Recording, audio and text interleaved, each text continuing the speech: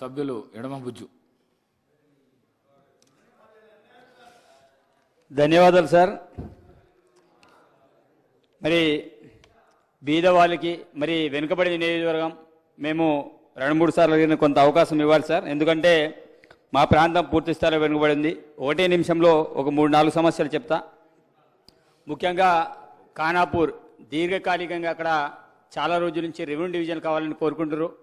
గత ముఖ్యమంత్రి కూడా తప్పకుండా రెవెన్యూ డివిజన్ చేస్తామని మాటిచ్చారు, కానీ చేయలేకపోయారు సార్. కాబట్టి రెవెన్యూ డివిజన్ ఖానాపూర్ ఏర్పాటు చేయాలి. అదేవిధంగా రంగాయపేటని గ్రామ పంచాయతీగా ఏర్పాటు చేయాలి సార్. అదేవిధంగా విద్యాపరంగా మరి ఖానాపూర్ కేంద్రంలో డిగ్రీ కళాశాలని ఏర్పాటు చేయాలని దీర్ఘకాలిక సమస్య ఉంది. ఆ ప్రాంతంలో దస్తూర్బాద్ కావచ్చు, కడెం కావచ్చు, పెంబి కావచ్చు, ఆ మండలాలకు సంబంధించిన విద్యార్థులు చాలా దూర ప్రాంతానికి పోయి చదవాల్సిన పరిస్థితి ఉంది సార్. కాబట్టి కంపల్సరీ డిగ్రీ కళాశాల ఏర్పాటు చేయాలి. అదేవిధంగా రోడ్లకు సంబంధించి సార్ మరి గుడిహత్నూరు నుంచి మొదలుకుంటే మంచిర్యాల వరకు మరి 4-వే రోడ్ ఏర్పాటు చేయాలని విజ్ఞప్తి చేస్తున్నాను. అదేవిధంగా కడెం బ్రిడ్జ్ సార్ మరి గతంలో కట్టారు, మరి అసంపూర్తిగా కడెం బ్రిడ్జ్ పూర్తి స్థాయిలో అలాగే ఉంది. కడెం బ్రిడ్జ్ని పూర్తి చేయాలి. అదేవిధంగా పోయినసారి పసుపుల బ్రిడ్జ్ కట్టారు సార్, మరి చిన్న వర్షాలకి బ్రిడ్జ్ కొట్టుకుపోవడం అనేది జరిగింది. ఇమీడియట్లీ పసుపుల బ్రిడ్జ్ను మరి యథవిధిగా ఏర్పాటు చేయాలి. అదేవిధంగా రోడ్ల విషయంలో వచ్చేస్తే అల్లంపల్లి రోడ్, వాయిపేట రోడ్, అదేవిధంగా అంకెన్ రాయదర్ రోడ్ సార్, ఈ రోడ్లు అతి ముఖ్యమైనవి సార్. మరి చాలా గ్రామాలకి లింక్ రోడ్గా ఏర్పడిన ఈ ముఖ్యమైన రోడ్లని రోడ్ సౌకర్యాలు కల్పించాలని కోరుకుంటున్నా సార్. అదేవిధంగా మా ప్రాంతంలో సార్ ఇంకోటి అతి ముఖ్యమైన సమస్య బిఎడ్ కళాశాల సార్. మరి డిఎడ్ కళాశాల మరి ఆ రోజుల్లో ఏర్పాటు చేశారు, మరి దాన్ని రద్దు చేశారు. నేను నిన్న కూడా గుర్తు చేయడం అనేది జరిగింది. కాబట్టి తప్పకుండా దాన్ని ఏర్పాటు చేస్తారని. మరి మా ఇంకొక అంశం సార్, ముఖ్యమైన అంశం మరి 370 గురించి మీరు నిన్న కూడా చెప్పారు. మళ్ళీ ఇంకొకసారి పునరాలోచన చేయాలని గుర్తు చేస్తున్నాను. ఎందుకంటే 317 అంటే సంగారెడ్డి హైదరాబాద్కు ఒక కోరియర్గా తీసుకొని మరి వీళ్ళకి ప్రత్యేకమైన చేసుకుంటూ మిగతా రూరల్ జిల్లాలు ఏవైతే ఉన్నాయో 370 తోటి చాలామంది పోలీసులే కావచ్చు, ఉద్యోగులు కావచ్చు, టీచర్లు కావచ్చు చాలా రకాలుగా బాధపడుతున్నారు. కాబట్టి 370 ఇమీడియట్లీ రద్దు చేయాలని మేము కోరుకుంటున్నాం సార్. అదేవిధంగా 46 సార్, పొద్దున్న లేస్తే పోలీస్ వాళ్ళు డిపార్ట్మెంట్ వాళ్ళు విద్యా అభ్యర్థులు ఫోన్ చేస్తున్నారు, మేము చచ్చిపోతాం, ఆత్మహత్య చేసుకుంటాం. మరి ఆ జీవో దేనికోసం తీసుకొచ్చిన వాళ్ళందరూ కూడా బాధపడుతున్నారు సార్. 46 జీవోని తప్పకుండా తీసేయాలని కోరుకుంటున్నాం సార్. ఎందుకంటే మా ప్రాంతానికైతే ప్రత్యేకించి, ఎందుకంటే ఉమ్మడి ఆదిలాబాద్ జిల్లా గౌరవ ముఖ్యమంత్రి దత్తత తీసుకున్నారు. అదేవిధంగా మా నియోజకవర్గం అయితే అత్యంత వెనుకబడిన ప్రాంతం సార్. తప్పకుండా ఆనాడు కేటీఆర్ మిత్రుడు పదే చెప్తూ పోయారు జాన్సన్ నాయక్, నేను తప్పకుండా సిరిసిల్ల మాపై ఈ ప్రాంతాన్ని చేస్తానని ఆ రోజు ప్రచారం చేయడం అనేది జరిగింది సార్. మేము కూడా తప్పకుండా కాంగ్రెస్ ప్రభుత్వం ఏర్పడిన వెంటనే తప్పకుండా సిరిసిల్ల కంటే ధీటుగా మా ప్రాంతాన్ని డెవలప్మెంట్ చేస్తానని ఆ ప్రాంత ప్రజలందరూ కూడా మాట ఇవ్వడం అనేది జరిగింది సార్. కాబట్టి సిరిసిల్ల కంటే ధీటుగా ఖానాపూర్ నియోజకవర్గం అంత డెవలప్మెంట్ కావాలి, ఆ రకంగా మా ప్రాంతానికి నిధులు ఇవ్వాలని కూడా ఈ సందర్భంగా మీకు విజ్ఞప్తి చేస్తూ ధన్యవాదాలు తెలియజేస్తున్నారు అధ్యక్ష. గౌరవ సభ్యులు చెప్పింది నోట్ చేసుకున్నాం సార్. సిరిసిల్ల అభివృద్ధి కాలే కాదు, తప్పకుండా గౌరవ సభ్యుడు చెప్పినట్టు వారు చెప్పిన సమావేశాలన్నీ కూడా సంబంధిత శాఖలు పంపించి అన్నీ కూడా పరిష్కరించే ప్రయత్నం చేస్తాం సార్. అది రెవెన్యూ డివిజన్ ఆఫీస్ అనేది పాలసీ మ్యాటర్గా సీఎం గారు అందరితో చర్చించి నిర్ణయం తీసుకుంటానని చెప్పారు. Thank you sir. గౌరవ సభ్యులు ప్రేమ్ సాగర్ గారు.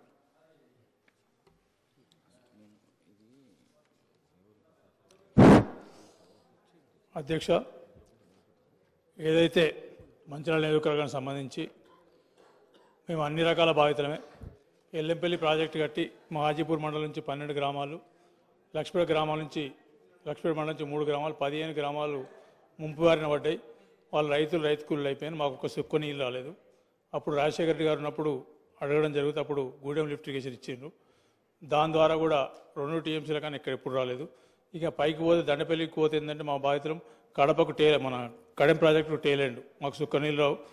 ఉప ముఖ్యమంత్రి గారు పాదయాత్ర చేసినప్పుడు మాట ఇచ్చిండ్రు, మొత్తం మా నియోజకవర్గం మిగిలినాయి 60,000 ఎకరాలు మిగిలినాయి. ఇంకో 2 లిఫ్ట్లు అడిగినాము, వాటి కొంచెం తొందర చేస్తే అదొకటి, 2 లిఫ్ట్లు ఇస్తే మా మిగతా ఏరియా కూడా అవుతుంది. రెండోది ఏంటంటే ఎల్లంపల్లి ద్వారా బాధితులం ఏమంటే మళ్ళా కాళేశ్వరం ద్వారా కూడా హైయెస్ట్ బాధితులమే. కానీ దురదృష్టవశాత్తు పోయిన ప్రభుత్వం ఆ బాధితులను గుర్తించలేదు. ఎల్లంపల్లి ద్వారా ముంపు ప్రాంతాల్లో మంచిర్యాల పట్టణం మునిగిపోయినంత ఎవరు మునిగిపోలే. వర్షాకాలం అంతే మొగుల దిక్కు చూసి అవుతుంది, ఆకాశం దిక్కు చూసి ఎప్పుడు వర్షం పడితే ఎప్పుడు మునిగిపోద్ది అనే పరిస్థితి ఉన్నది. 2022లో దాదాపు 60% పట్టణం మంచినీళ్ళు ఉన్నది. దాదాపు 2 రోజులు 3 రోజులు మంచినీళ్ళు ఉన్నది.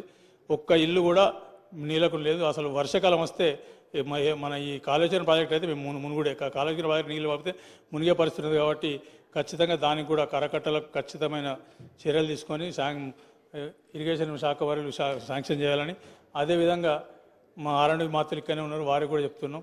మా దగ్గర బాగా ఫ్లైఓవర్లు ఉన్నాయి, ఆ ఫ్లైఓవర్లను ఎక్కడెక్కడ పెండింగ్ ఉన్నాయి. గడిచిన 30 సంవత్సరాల నుంచి ఎక్కడిదక్కడ ఆగిపోయింది. ఇంకొక విషయం చెప్పాలి, ఇక్కడ మాకు మంచిర్యాలకు మున్సిపాలిటీకి 1995లో బెస్ట్ మున్సిపాలిటీ ఆంధ్రప్రదేశ్లో అవార్డు వచ్చింది.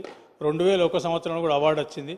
కానీ ఇవాళ ఆ మంచిర్యాల మున్సిపాలిటీని తీసుకుపోయి ఆల్మోస్ట్ రాష్ట్రంలో లాస్ట్ నుంచి ఒకటో రెండో మున్సిపాలిటీకి తీసుకొచ్చింది కాబట్టి దానికి కూడా సరైన న్యాయం చేయాలి. ఇంకొకటి సింగరేణి మంత్రి వారు ఇక్కడనే ఉన్నారు. అన్నీ మా మంచిర్యాల నియోజకవర్గం అంతా ముంపులు లేకపోతే ల్యాండ్ ఎక్వేషన్ తప్ప ఇంకోటి ఏం లేదు మాకు. శ్రీరాంపూర్ డివిజన్లో నస్పూర్ మున్సిపాలిటీలో మొత్తం ఓసీల బాధితులే, ఓసీలు మొత్తం 2 ఊళ్ళు మొత్తం మునిగిపోయినాయి. ఇప్పటివరకు సరైన నష్టపరిహారం కానీ ఆర్ఆర్ ప్యాకేజీ కానీ ముప్పు బాధితులకు ఉద్యోగాలు కానీ సరైన న్యాయం జరగలేదు. ఇదివరకు అంత లెటర్ల సంస్కృతి ఉన్నది. ఎవరు లెటర్లు ఇస్తే వాళ్ళకు ఉద్యోగాలు గడిచిన 10 సంవత్సరాలు లెటర్లు ఇచ్చి ఉద్యోగాలు అమ్ముకునే సంస్కృతి ఎక్కడెక్కడో తీసుకొచ్చి లోకల్ అని చెప్పి ఉద్యోగాలు అమ్ముకునే సంస్కృతి ఉన్నది. దాంట్లో ఫస్ట్ ప్రియారిటీ ప్రకారం ల్యాండ్ లూజర్స్కి ఇవ్వాలి, వాళ్ళందరికీ ఉద్యోగాలు ఇచ్చి సరైన న్యాయం చేసి ఆర్ఆర్ ప్యాకేజీలకు న్యాయం చేయాలి. ఇన్ని జరిగిన తర్వాత లాస్ట్కి ఇంకోటి చెప్తాను, ఏదైతే నస్పూర్ నియోజకవర్గం ఇవాళ సింగరేణికి బొగ్గు ఇచ్చే దాంట్లో 24% మా శ్రీరాంపూర్ డివిజన్ మంచిర్యాల నియోజకవర్గం నుంచి బొగ్గు వస్తుంది. కానీ మాకు బొగ్గు తప్ప ఇంకేం మిగలేదు, దుమ్ము తప్ప ఇంకేం మిగలే. మా పైసలను తీసుకుని ఎక్కడెక్కడో పెట్టుకున్నారు మొత్తం. కాబట్టి ఖచ్చితంగా వచ్చే 2-3 సంవత్సరాలు మొత్తం మా డబ్బులు మాకు ఇచ్చే తప్పితే మా మున్సిపాలిటీలు కానీ మా బాగుపడది. ఖచ్చితంగా చెప్తున్నాం, అందులో మాత్రం ఏం కాంప్రమైజ్ లేదు. మా నీళ్ళు మాకు కావాలి, మా నీళ్ళు మాకు రావాల్సిందే. ఖచ్చితంగా మమ్మల్ని ముంచేసి రోడ్ల మీద వారేసిండ్రు. ఈ పక్క 2 దిక్కుల ముంచేసిండ్రు. మాకు ఇటు ఎల్లంపల్లి ముంచారు, కాళేశ్వరం ముంచిండ్రు, నీళ్ళే కూడా చేసారు. కడెంకి టేలెంట్ వాళ్ళని కిందికి ఈ రకంగా ఒకప్పుడు మంచి సస్యశ్యామలంగా పుష్టిగా ఉన్న పట్టణాన్ని మొత్తం మంచిర్యాల నియోజకవర్గాన్ని సర్వనాశనం చేసి 30 సంవత్సరాల సర్వనాశనం చేసింది. కాబట్టి సింగరేణి మాత్రులు అదేవిధంగా ఆర్ఎండ్బి మాత్రులు ఇరిగేషన్ మాత్రులు లేరు. ముఖ్యమంత్రి గారు చెప్తున్నాం, ఖచ్చితంగా రావాల్సింది మాకు రాకపోతే మాత్రం ఇవ్వకుండా ప్రసక్తి లేదు. ఇవాళ అందరూ సభల్లో చెప్తున్నాం, మాకు నీళ్లు రాకుండా ఎల్లంపల్లి నుంచి ఒక సుక్క నీళ్ళు కూడా బయటకు కొనిచ్చే ప్రసక్తే లేదు. మినిస్టర్ గారు అదేవిధంగా ఒక్క నిమిషం అధ్యక్ష. ఇంకొకటి శ్మశానం. ఇలా అందరం మాట్లాడుతున్నాం చాలామంది శ్మశానాల గురించి. మా 2 పట్టణాలు, మంచిర్యాల పట్టణం 1,30,000 జనాభా, నస్పూర్ పట్టణం దాదాపు 95,000 జనాభా. ఒక్క శ్మశానం లేదు. ఇంతవరకు మరి 75 సంవత్సరాల శ్మశానమే లేదు మా కాడ.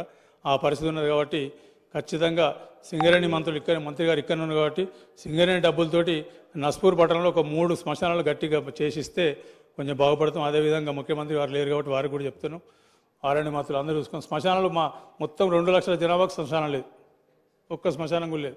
లాస్ట్ గోదావరి తీసుకుపోయి తగలబెడితే వర్షం అయితే ఏమో తెలియని పరిస్థితి ఉన్నది. ఖచ్చితంగా ఇవి కూడా చేసి మా మంచిర్యాల మున్సిపాలిటీ నెంబర్ 1 మళ్ళీ వచ్చేటట్టు ఏ రకమైన చర్యలు వస్తున్నా చేయాలని కోరుకుంటూ సెలవుసుకోండి. గౌరవ సభ్యుడు సీనియర్ సభ్యులు ప్రేమ్ సాగర్ రావు చెప్పినట్టు సార్ అన్ని నోట్ చేసుకున్నాం. ఇరిగేషన్ సంబంధించి కూడా సంబంధిత మంత్రికి పంపించడం జరుగుతుంది. సింగరేణి శాఖ మంత్రులు గౌరవ డిప్యూటీ సీఎం గారు కూడా వారు చెప్పిన విధంగా 2 మున్సిపాలిటీలలో వైకుంఠ ధామాలు లేవు కాబట్టి అక్కడ DM mineral fund, Singareni mineral ఫండ్కి వెళ్ళి ఆ కాన్ఫరెన్స్ కేటాయించి ఆ సమస్య పరిష్కరించే విధంగా ఆ శాఖకు మంత్రి గారు కూడా పంపించడం నోట్ చేసుకున్నాం. ఇంకా కూడా మిగిలిపోయిన సమస్యల మీద కాంప్రమైజ్ లేదు. ఇంకటే వాళ్ళ అక్కడ ఉద్యోగాలు ఇస్తలేరు, వాళ్ళ పొల్యూషన్ అంతా వాళ్ళ మీదకే పోతుంది, ఫండ్స్ ఏమో బయటికి పోతున్నాయి. కాబట్టి మరి తప్పకుండా నోట్ చేసుకున్నాం సార్. తప్పకుండా మంచిర్యాల కాన్ఫరెన్స్కి అన్ని విధాలుగా సహకరిస్తాం సార్. గౌరవ సభ్యులు కూనమనేని